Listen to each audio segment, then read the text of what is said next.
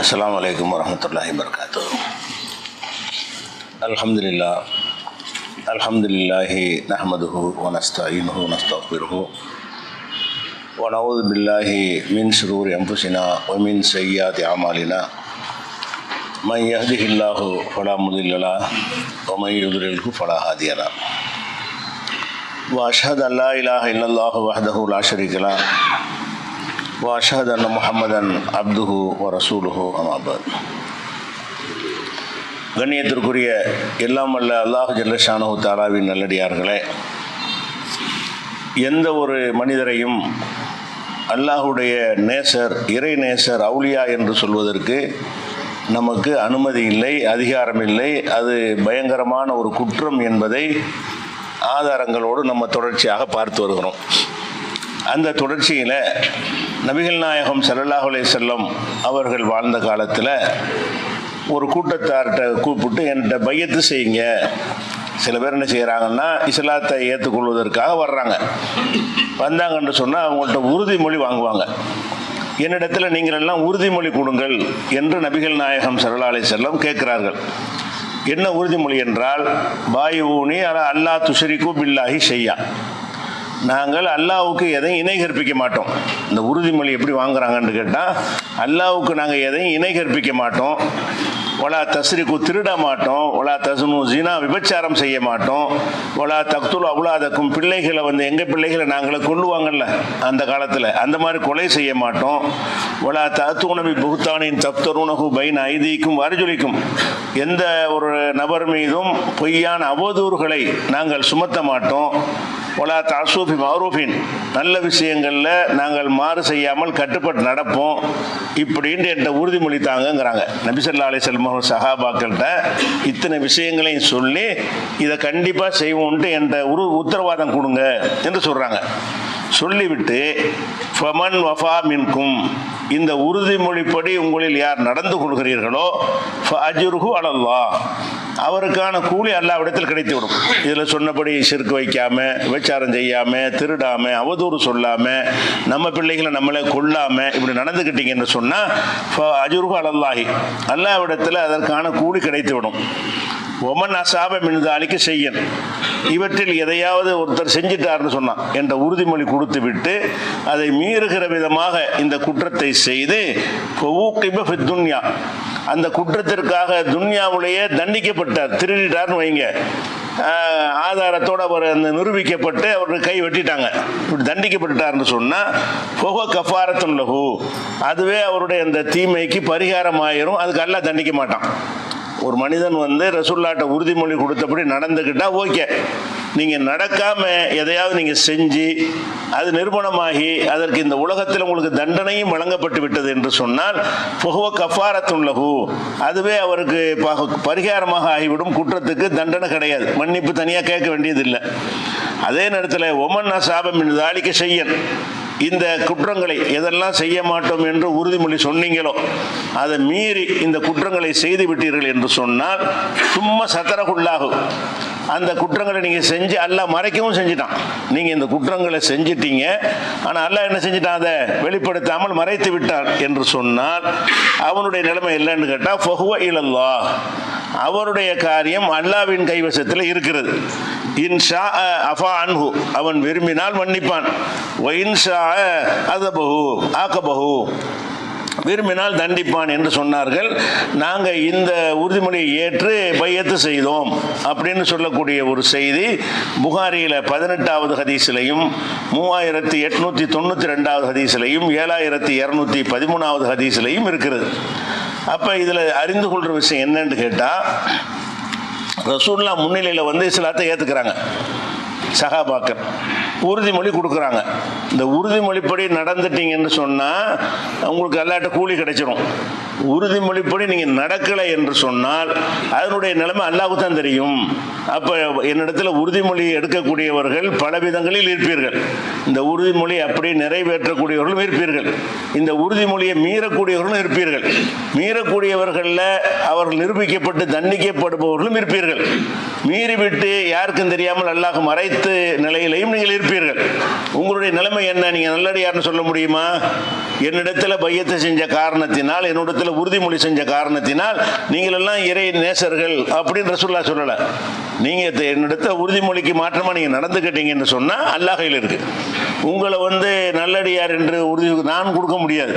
அவன் நாடினால் உங்களுடைய இந்த தீமைகளை தவறுகளை மன்னிப்பான், நாடினால் தண்டிப்பான். அப்போ சஹாபியா இருந்தாலும் ரசூலுல்லாஹ்விடத்தில் உடன்படிக்கை எடுத்தவராக இருந்தாலும் அவங்க கையை வச்சு உடன்படிக்கை எடுக்கிறாங்க.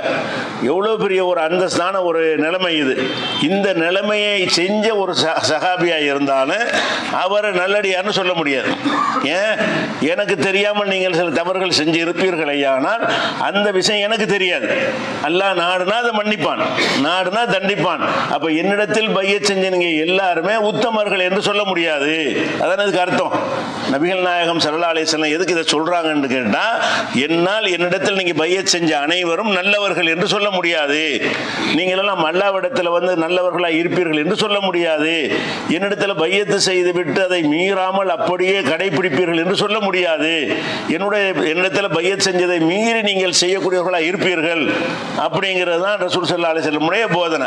அப்ப இதுல நம்ம என்ன விளங்குறோம்? நபிகள் நாயகம் ஸல்லல்லாஹு அலைஹி வஸல்லத்துடைய முன்னிலையில போய் உறுதிமொழி கொடுத்து, சும்மா கலிமா மட்டும் சொல்லல, உறுதிமொழி கையோடு கையை வைத்து உறுதிமொழி கொடுத்து கூட அவர்கள் நல்லடியாராகவும் இருக்கலாம், அல்லது சில தவறுகள் செஞ்சு அல்லாஹ் மறைச்சிருத்தான் என்று சொன்னால், நான் அல்லாஹ் மன்னிக்கலை என்று சொன்னால் கெட்டவராகவும் இருக்கலாம், நல்லடியாரத்தான் இருப்பார்னு சொல்ல இயலாது.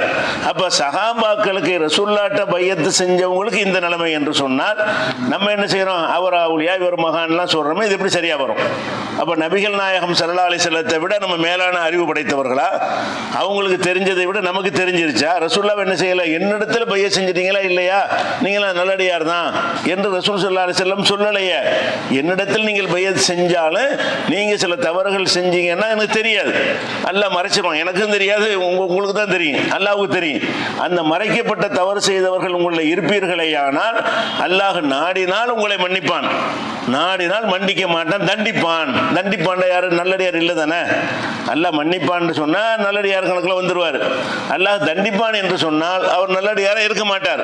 அப்ப என்னிடத்தில் பையத் செய்த உங்களில் நல்லடியாராகவும் சிலர் இருப்பீர்கள், நல்லடியார் இல்லாமலும் இருப்பீர்கள். அது அங்கதான் தெரியும், அல்லாஹ்வுக்கு தான் தெரியும். ஃபஹுவ இலல்லாஹ், அது விஷயம் அல்லாஹ்விடத்தில் இருக்கிறது, என் கையில கிடையாது. அப்ப நபிகள் நாயகம் ஸல்லல்லாஹு அலைஹி வஸல்லம் அவர்கள் எந்த அதிகாரம் தனக்கு இல்லை என்று சொன்னார்களோ அந்த அதிகாரம் எல்லாம் நமக்கு இருக்குன்னு நம்ம நினைக்கிறோம். நம்ம தான் பட்டம் கொடுக்குறோம், அவுலியா பட்டம் யார் கொடுக்குறா? நம்ம தானே கொடுக்குறோம், இவர் அவுலியா அவர் அவுலியான்னு. அப்ப இதை சொல்வதற்கு அதிகாரம் நமக்குன்னு இருக்கு. ரசூலுல்லாஹ் விட நம்ம எப்படி அதை கண்டுபிடிக்க முடியும்? இதை நம்ம சிந்திச்சு பார்க்கணும். அதே மாதிரி இப்ப நல்லடியார் என்று ஒருத்தரை சொல்வது கூடாதுங்கிற மாதிரி கெட்டவர்னு ஒரு ஆளை சொல்லிடக்கூடாது.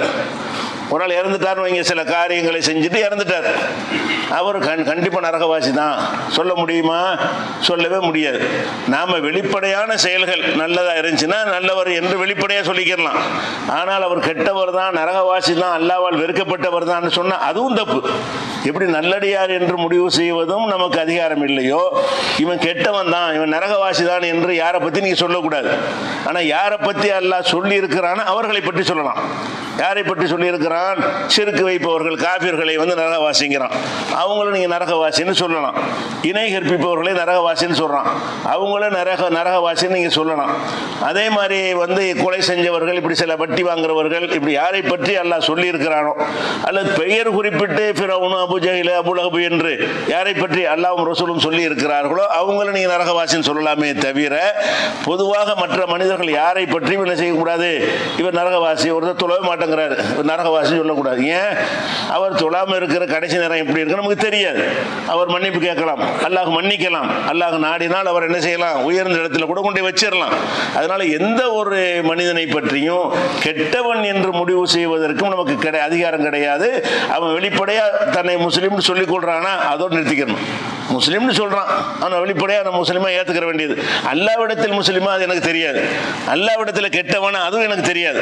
உலகத்தில் நாங்கள் என்ன செய்வோம்? முஸ்லீம் என்று சொல்லிக் கொள்வோம். உள்ளத்தில் உள்ளதுக்கு முடிவெடுக்கிற அதிகாரம் எங்களுக்கு இல்லை என்று சொல்லுமாறு ரசூலுல்லாஹ் என்ன செய்யறாங்கன்னா வழிகாட்டுறாங்க. எப்படி வழிகாட்டுறாங்கன்னு, ஹாலித் இப்னு வலீத் ஒரு தளபதி, ஆரம்பத்தில் இஸ்லாத்துக்கு எதிரியாக இருந்து பிறகு இஸ்லாத்தை ஏற்றுக்கொண்டவர். அவர் அவரை ஒரு பனு ஜுசைமாங்கிற ஒரு கூட்டத்தாருக்கு எதிராக அனுப்பி வைக்கிறாங்க. சில குழப்பம் என்ற ஆட்கள் அடக்குவதற்காக வேண்டி சின்ன சின்ன படைகள் அனுப்புவாங்க. ரசூலுல்லாவே கலந்து கொண்ட போர்களும் இருக்கிறது. அது இல்லாமல் சின்ன சின்ன குழுக்களாக குழப்பம் பண்ணிட்டு இருந்தாங்கன்னு சொன்னால் அவங்களை அடக்குவதற்காக வேண்டி 10 பேர் கொண்ட படை, 50 பேர் கொண்ட படை, 100 பேர் கொண்ட படைன்னு இப்படி படையை ரசூலுல்லாஹ் என்ன செய்வாங்க, அனுப்புவாங்க. அவர்கள் முஸ்லிம்களுக்கு தொல்லை கொடுத்து கொண்டு முஸ்லிம்களை இஸ்லாத்தை ஏற்றுக்கொண்டவர்களை வெட்டி குவித்து கொண்டு இருப்பார்கள் என்று சொன்னால் அவங்களுக்கு பாடம் கற்பிக்கணும் என்பதற்காக வேண்டி இப்படி சின்ன சின்ன படைகளை அனுப்பியும் அதை சரி பண்ணினாங்க, இஸ்லாமிய ஆட்சியை உறுதிப்படுத்தினாங்க. அந்த மாதிரி அனுப்பப்பட்டவர் காலித் இப்னு வலீத் அனுப்பி அவங்கள்ட்ட போறார். நீங்கள் எதிரியா இருக்கிறீங்க, நீங்கள் இப்போ எதிரி வேலையை செய்யாமல் நீங்கள் திருந்திக் கொள்வதாக இருந்தால் உங்களோட நாங்கள் யுத்தம் செய்ய மாட்டோம், இல்லைன்னா உங்களுக்கு யுத்தத்துக்கு வந்திருக்கிறோம் என்று சொல்லி அவங்க டிக்ளேர் பண்ணுறாங்க. அவங்க என்ன செய்கிறாங்க, அந்த எதிரி கூட்டத்தார் என்ன செய்கிறாங்கன்னு கேட்டால், யுத்தத்துக்கு வர நாங்கள் தயாராக இல்லை, நாங்கள் உங்கள் மார்க்கத்திலே சேர்ந்துக்கிறோம். அப்புறம் சண்டை போட முடியாதுல்ல, உங்கள் மார்க்கத்தில் சேர்ந்துக்கிறோம் என்று சொன்னால் நாங்கள் எதிர்ப்புகள்லாம் கைவிட்டுறோம், இதுவரை செய்து வந்தது போல உங்களுக்கு இடைஞ்சல் நாங்கள் செய்ய மாட்டோம் அப்படின்னு அவங்க என்ன செய்கிறாங்கன்னா சரணடைஞ்சிடுறாங்க. ஆனால் சரணடையும் போது இஸ்லாத்தை ஏற்கிறோம் அப்படின்னு சொல்வதற்கு பதிலாக வேற வார்த்தையை சொல்கிறாங்க, சபனா, நாங்களும் சாபியாக ஆகிக்கொள்வோம். சாபி என்று சொல்லி ஒரு கூட்டம் இருந்தார்கள். நபிகள் நாயகம் ஸல்லல்லாஹு அலைஹி வஸல்லம் நபியாக அனுப்பப்படுற காலத்திலே இருந்தாங்க. அவங்க யாருன்னு கேட்டால் அல்லாஹ்வை தவிர யாரையும் வணங்க மாட்டாங்க. ரசூலுல்லாஹ் வர்றதுக்கு முன்னாடியே இருந்தாங்க அந்த கூட்டத்தார்கள். நபிகள் நாயகம் ஸல்லல்லாஹு அலைஹி வஸல்லம் காலத்தில் அந்த அல்லாஹ் மட்டும்தான் வணங்கணும், சிலைகள் எல்லாம் வணங்கக்கூடாது, ஒரே இறைவன் தான் அப்படின்னு சொல்லக்கூடியவர்களாக ஒரு சாரார் இருந்தாங்க. எப்போ இருந்தாங்க, ரசூலுல்லாஹ் நபின்னு சொல்றாங்கல்ல அந்த காலத்திலே சில பேர் இருந்தாங்க. அவங்கள அந்த முஷ்ரிக்குகள் சாபின்னு சொல்லுவாங்க. இவங்கெல்லாம் யாரு, சாபியின்கள் அப்படின்னு சொல்லி கொண்டிருப்பார்கள்.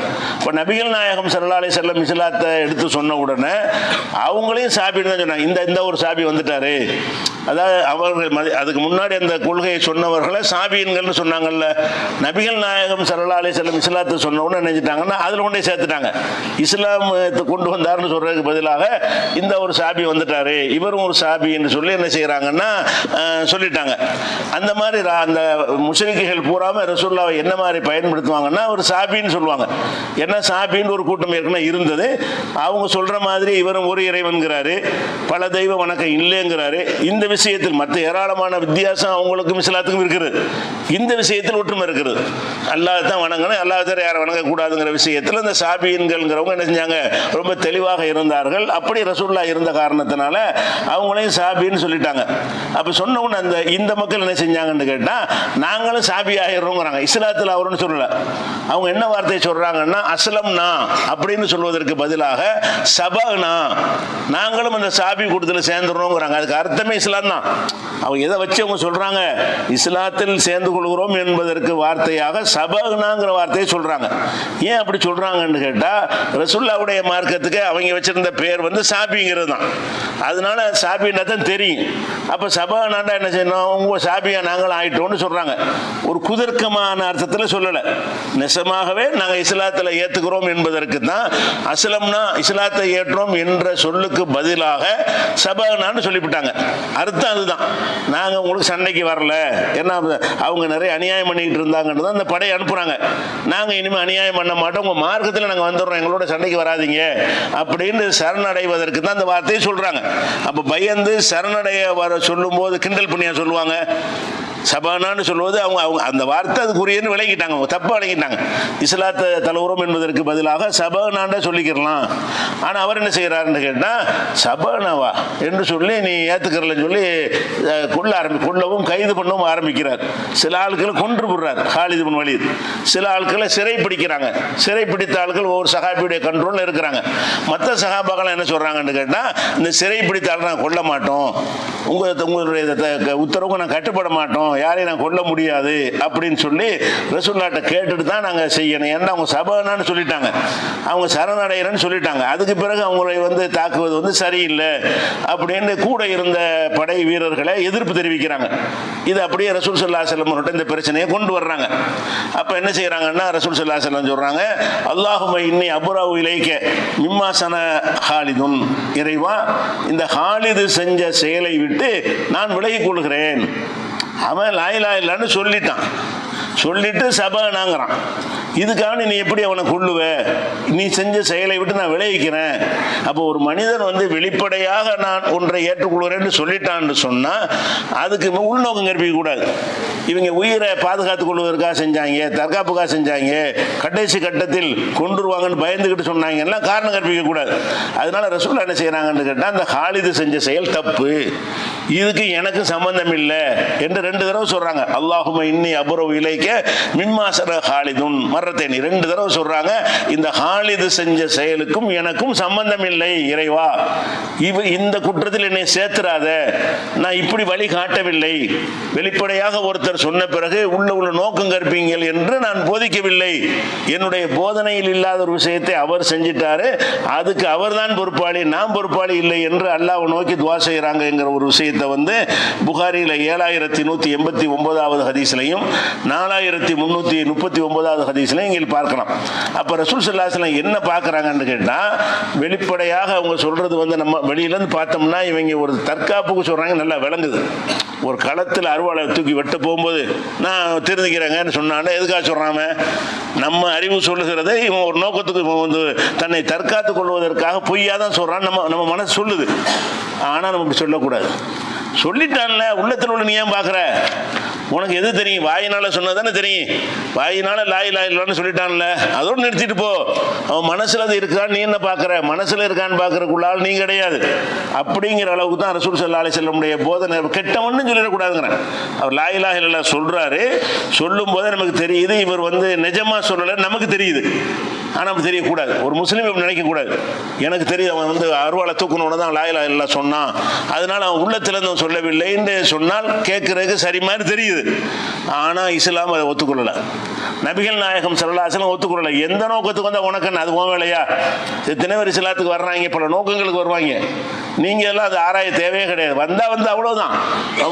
வேற திருமணத்துக்காக வருவான், ஒரு பண உதவிக்காக வருவான், ஏதோ முஸ்லீம்கள் வெளிநாட்டுக்கு நம்ம அனுப்பி வைப்பாங்கன்னு வருவான், பல நோக்கத்துக்கு வருவான். உங்களுக்கு அதெல்லாம் தேவை கிடையாது. அவன் அஷ்ஹது அல்லா இலாஹ இல்லல்லாஹ் சொல்லிட்டான்னா அவன் முஸ்லீம், அவ்வளோதான். நீங்கள் உள்ளத்தில் அது இருக்குதான்னு பார்க்க வேண்டிய ஒரு அதிகாரம் நமக்கு கிடையாது. அந்த மாதிரி என்ன செய்கிறாங்கன்னு இன்னொரு சம்பவத்தை பாருங்க. உசாமான்னு ஒரு ரசூலுல்லாஹ்வுக்கு விருப்பமான ஒரு சஹாபி, அதாவது ஜெயிதுன்னு ஒரு ஆள் எடுத்து வளர்த்தாங்கல்ல ரசூலுல்லாஹ், வளர்ப்பு பிள்ளைன்னு சொல்லுவாங்கல்ல, ஆரம்பத்தில் இருந்துச்சு, அதுக்கு தடுக்கப்பட்டுருச்சு. அந்த ஜெயிதுடைய மகன் தான் உசாமா.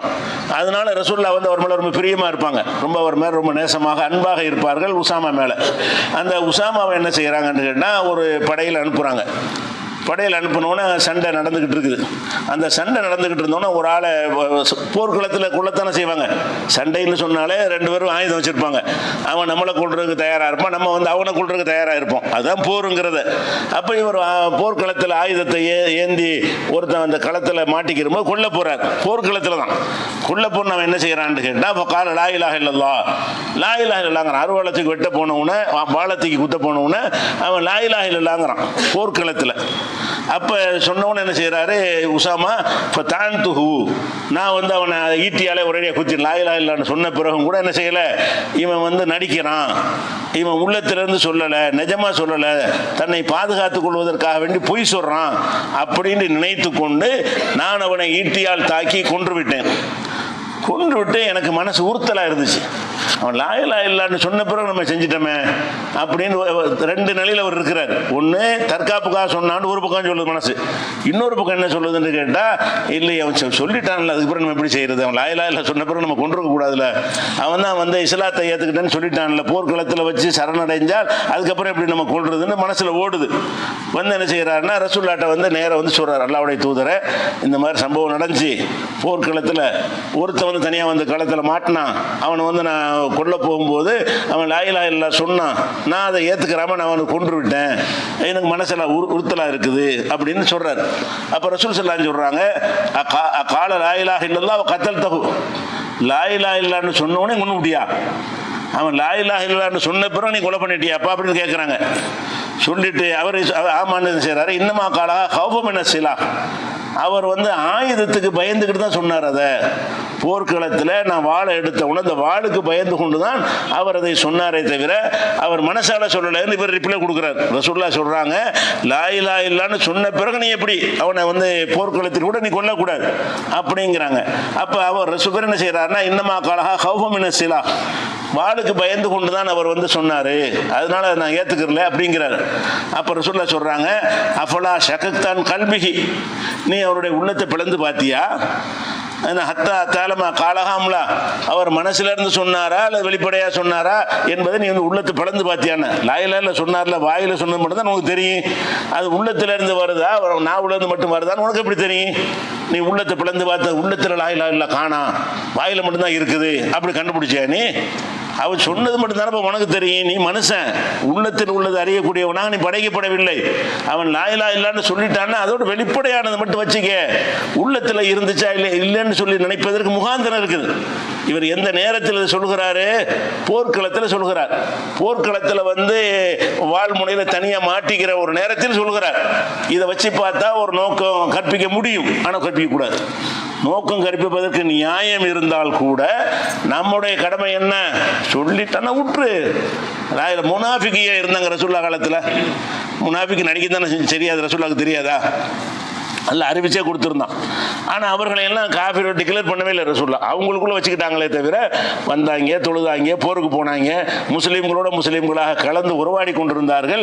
இவங்களெல்லாம் முஸ்லீம் கிடையாதுன்னு ரசூலுல்லாஹ் என்ன செய்யலை, சொல்லவே கிடையாது. அப்போ வெளிப்படையாக சொல்வதைத்தான் நான் பார்க்கணும். ரசூலுல்லாஹ் என்ன செய்கிறாங்கன்னா திரும்பி இதை ஒரு தடவை சொல்லலை, திருப்பி திருப்பி சொல்கிறாங்க. ஹல்லா ஷகக்தான் கல்பிஹி, உள்ளத்தை நீ பிளந்து பார்த்தியா, உள்ளத்தை பிளந்து பார்த்தியா, உள்ளத்தை பிளந்து பார்த்தியான்னு திருப்பி திருப்பி திருப்பி என்னிடத்தில் சொல்லி கொண்டிருந்தார்கள் அப்படிங்கிறார் உசாமா. சொல்லிட்டு அவர் சொல்றாருன்னு கேட்டா, ரசூலுல்லாஹ்வுடைய அந்த கோவத்தை பார்க்கும் பொழுது நம்ம இஸ்லாத்துல இதுக்கு முந்தி சேராம இருந்து இன்னைக்கு சேர்ந்திருக்கலாமே, இன்னைக்கு சேர்ந்திருந்தோம்னா அதை செஞ்சிருக்க மாட்டோமே. நம்ம இஸ்லாத்துல வந்து இதுக்கு முந்தி நம்ம சேர்ந்து இவ்வளவு பெரிய காரியத்தை செஞ்சு விட்டோம், இன்றைக்கு நான் இஸ்லாத்தை தழுவி இருந்திருக்கலாமே, இதுக்கு முந்தி நான் முஸ்லீம் இல்லாம இருந்திருக்கலாமே, அப்படி இருந்தாலும் இதை செஞ்சிருக்க மாட்டேனே என்று நினைக்கும் அளவுக்கு ரசூலுல்லாஹ் கண்டிக்கிறாங்க. அவர் நினைக்கிற பெரிய தப்பு செஞ்சிட்டோமே, இஸ்லாத்துல வந்துட்டு இவ்வளவு பெரிய காரியம் செஞ்சிட்டோமே என்று நான் பயப்படும் அளவுக்கு ரசூலுல்லாஹ் நினைஞ்சாங்க, என்னைய கண்டித்தாங்க. கத்தா தமன்னைத்து அன்னி அஸ்லம் யோமைது, அன்றைக்கு இஸ்லாத்தை தழுவி இருக்கலாமே, என்றைக்கு ரசூலுல்லாஹ் கண்டிக்கிறாங்களோ இன்னைக்கு வந்து இஸ்லாத்தை தழுவி இருக்கலாமே, இந்த அணியில நம்ம இல்லாம இருந்திருக்கலாமே, இவ்வளவு பெரிய வேலையை செஞ்சிட்டோமே, இஸ்லாத்துல இருந்தும் ஒரு ஆளை கொண்டு விட்டோமே என்று அந்த உறுத்தலின் காரணமாக அவர் சொல்றாருங்கிற ஒரு விஷயம் முஸ்லீம்ல இடம்பெற்றிருக்கிறது. உசாமாவோட சம்பந்தப்பட்ட ஒரு செய்தி. அப்ப இதுல நம்ம அறியக்கூடிய விஷயம் என்னன்னு கேட்டா, ஒருத்தர் வெளிப்படையாக ஒன்றை சொல்வார்னு சொன்னா வெளிப்படையானதை வச்சு முடிவு எடுக்கலாம். வெளிப்படையானதை வைத்து இவர் நல்லவர் கெட்டவர் என்று நம்ம அளவுக்கு ஒரு முடிவு எடுத்துக் கொள்ளலாம். ஆகிரத்தில் உள்ள விஷயமாக இவர் நிஜமாகவே அல்லாஹ்வை ஏற்றுக்கொண்டாரா நம்ம முடிவு எடுக்க முடியாது. வெளிப்படையானதை வச்சு தான் முடிவு எடுக்கணும் என்பதிலிருந்து என்ன விளங்குதுன்னு கேட்டா, கெட்டவர் முடிவு எடுக்க முடியாது. நல்லவர் என்று எப்படி முடிவெடுக்க முடியாதோ அதே மாதிரி என்ன செய்ய முடியாது, கெட்டவர் என்று ஒரு ஆளை பற்றி முடிவெடுக்க முடியாது. இதே மாதிரி இன்னொரு சம்பவத்தை பாருங்க. ஒரு சஹாபி வந்து கண் தெரியாத சஹாபி, ஊருக்கு வெளியே உள்ள பகுதியில் வசிக்கிற சஹாபி. அவர் என்ன செய்கிறார், ரசூலுல்லாஹ்ட்ட வந்து அல்லாஹ்வுடைய தூதரே, எனக்கு கண் பார்வை போயிடுச்சு, பள்ளிவாசலுக்கு வந்து எனக்கு தொலை வர முடியலை, அதனால நீங்கள் என்ன செய்யுங்கன்னா எங்கள் வீட்டுக்கு வந்து எங்கள் வீட்டில் நீங்கள் தொழுதுருங்க, அந்த இடத்தில் நான் இனிமேல் தொழுது கொள்கிறேன், எனக்கு பள்ளிவாசலுக்குலாம் போக முடியாது என்று ரசூலுல்லாஹ் வந்து இத்துபான்கிற ஒரு சஹாபி வந்து அழைக்கிறார். ரசூலுல்லாஹ் என்ன செய்கிறாங்கன்னா அந்த ரீசனை ஏற்றுக்கிட்டு அவர் வீட்டுக்கு போகிறாங்க. போன உடனே ரசூலுல்லாஹ் அது எந்த இடத்துல தொழுகணும்னு சொல்கிறேன்னு கேட்குறாங்க. அவர் ஒரு இடத்த காட்டுறாரு, அவர் வீட்டில் தொழுதுறாங்க. ரசூலுல்லாஹ் வந்துட்டாங்கிற செய்தியை கேள்விப்பட்ட உடனே சுற்றி உள்ள ஆட்கள்லாம் ஊரே திரண்டு வந்துருச்சு. ஏன்னா வேற ஏரியா, மதீனாவில் இருந்தால் திரண்டு வரமாட்டாங்க, டெய்லி ஒரு நாளைக்கு 100 பேர் பார்த்துட்டு இருக்கிறாங்க. வேற ஏரியானால ரசூலுல்லாஹ் புறப்பட்டு வந்துட்டாங்களேன்ற உடனே ரசூலுல்லாஹ் வந்துட்டாங்கன்னு கூட்டம் சேர்ந்துருமா இல்லையா, ஒரு பெரிய கூட்டமே திரண்டு விட்டது. அப்போ அந்த கூட்டத்தில் என்ன செய்கிறாங்க, எல்லாருமே ஏறக்குறைய வந்துட்டாங்க. இந்த மாலிக் இப்னு துஹ்ஷன் ஒரு ஆள், அவர் முக்கியமான ஒரு சஹாபி, அவர் வரல. அவர் எங்கே காணாமன்னு சில பேர் அங்கே பேசிக்கிறாங்க. எங்கப்பா மாலிக்குங்கிறது காணாமன்னு சொன்னோன்னே அப்போ சில பேர் சொல்கிறாங்க, அந்த ஆள் முனாஃபிக்கு, அவர் அல்லாஹ் ரசூலை விரும்ப மாட்டார், விரும்ப வந்திருப்பாரா இல்லையா, ரசூலுல்லாஹ் வந்திருக்கிறாங்க, அது கூட அவர் வரல என்றால் யார் இவர், அவர் முனாஃபிக்கு அப்படின்னு சொல்கிறாங்க. அப்போ ரசூல் ஸல்லல்லாஹு அலைஹி சொல்கிறாங்க, ஏன் அவர் லா இலாஹா இல்லல்லாஹ் சொல்லியிருக்காருல, என்னை பார்க்க வரலன்னா முனாஃபிக் ஆயிடுவாரா? அப்போ லா இலாஹா இல்லல்லாஹ் என்று அவர் சொன்னதுக்கு பிறகு நீ இப்படி முனாஃபிக்குன்னு சொல்கிற, அவர் முனாஃபிக்கரோட தொடர்புல இருக்கிறார்னு வர பதில் சொல்கிறாங்க சஹாபாக்கள். அவன் லா இலாஹா இல்லல்லாஹ்னு சொல்லியிருக்கிறான், அந்த கொள்கையில் மாறலை, அந்த கொள்கையில் இருக்கிற வரைக்கும் அவர் என்னை பார்க்க வரலை என்பதற்காக வேண்டி எப்படி நீ வந்து முனாஃபிக்குன்னு சொல்லுவாய் என்று ரசூல் ஸல்லல்லாஹு அலைஹி வஸல்லம் என்ன செய்கிறாங்க, கண்டிக்க. அப்படி சொல்லக்கூடாது, யாரை பற்றி முனாஃபிக்னு சொல்லக்கூடாது. பார்த்தா முனாஃபிக்னு சொல்லலாங்கிற மாதிரி தெரியுது. ஏன் ரசூலுல்லாஹ் ஒரு வீட்டுக்கு வந்திருக்காங்க, ஒரு ஊருக்கு வந்திருக்கிறாங்க, அதை கேள்விப்பட்டு கூட அதை பார்க்க வரலன்னு சொன்னால் இவருக்கு என்ன ஒரு ரசூலுல்லாஹ் மேலே பிரியம் இருக்குது என்று நினைக்க வாய்ப்பு இருக்கிறது. ஆனால் ரசூலுல்லாஹ் நினைக்கல. அப்படி நினைக்கிறது தப்புங்கிறாங்க. அவர் லா இலாஹா இல்லல்லாஹ் சொல்லிட்டார். பல விஷயங்கள் காரணங்கள் இருக்கலாம் வராமல் இருந்ததற்கு. இதை வச்சுக்கிட்டு இப்படி முனாஃபிக்னு சொல்றேன்னு என்ன செய்யறாங்க சொல்றாங்க. அப்ப வெளிப்படையாக ஒருவன் என்ன சொல்கிறானோ அதுதான் கணக்கில் எடுத்துக்கொள்ளணுமே தவிர அது கூட அந்த உலகத்தில் முஸ்லீம் என்பதற்கு தான் கணக்கு. ஆகிரத்தில் முஸ்லீம் கணக்கு கிடையாது. உலகத்தில் சொல்லிட்டான்ல முஸ்லீம், அவ்வளவுதான். அவன் அல்லாட்ட முஸ்லீமா இருப்பானா அது உள்ளம் சார்ந்த விஷயம். நிஜமா சொல்லியிருந்தான்னா அல்லாட்ட முஸ்லீமா இருப்பான், நடிப்பதற்கு சொல்லியிருந்தான்னா அல்லாட்ட முஸ்லீமா இருக்க மாட்டான். அது அவன் எடுக்கிற முடிவு என்பதை ரசூலுல்லாஹ் என்ன செய்யறாங்க, கற்று தருகிற காட்சியை பார்க்கிறோம். இது மாதிரி நல்லடியார்களை அறிந்து கொள்ள முடியாது என்பதற்கு இன்னும் ஏராளமான சான்றுகள் இருக்கின்றன. இன்ஷா அல்லாஹ் அடுத்தடுத்த வாரங்களில் பார்க்கலாம்.